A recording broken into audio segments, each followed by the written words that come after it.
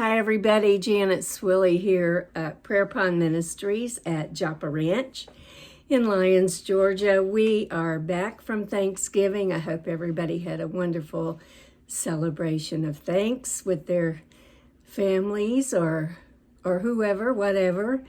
Even those of us that pretty much are alone, can be a great time of Thanksgiving in the Lord. So, we are in Matthew chapter 13, and we know that in Jesus's ministries, the crowds had become overwhelming now. So he goes out in verses 1 and 2 to this ship to teach from the water, and that kind of worked as an amphitheater does. It just projected his voice, and the sound would carry.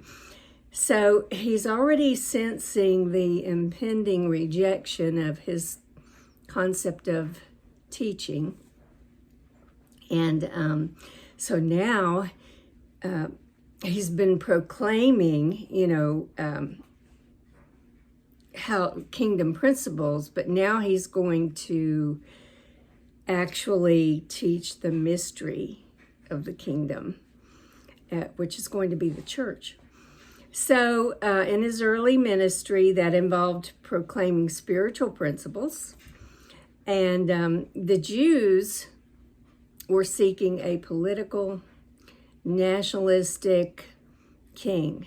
And now they're rejecting Jesus's concept of a kingdom of spiritual character. So to put a political kingdom ahead of the spiritual kingdom would have been a travesty.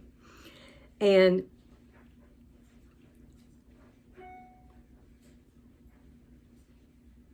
so there's this like interval, so to speak,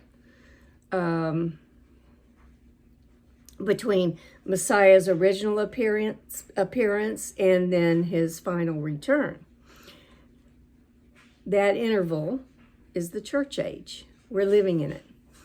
And believers are citizens of the kingdom that's within them. Luke 17:21. Now, the distinction between the two is not that one's more spiritual than the other. It's just that the church is the present form of the kingdom of God.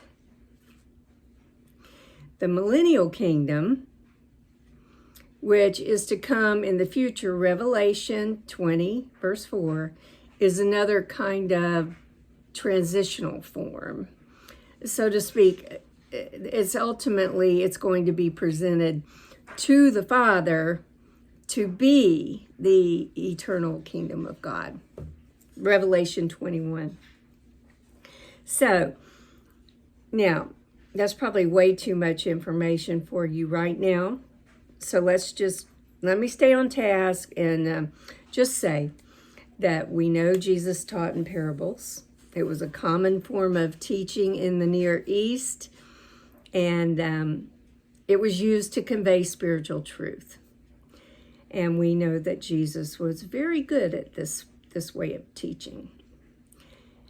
He was an expert at it. And the parables can be confusing, and they don't always convert believers or unbelievers, but they can be confusing for believers too, especially those of us from the western part of the world. Now, Jesus deliberately used parables for this reason. I lost my place. Hold on here a minute.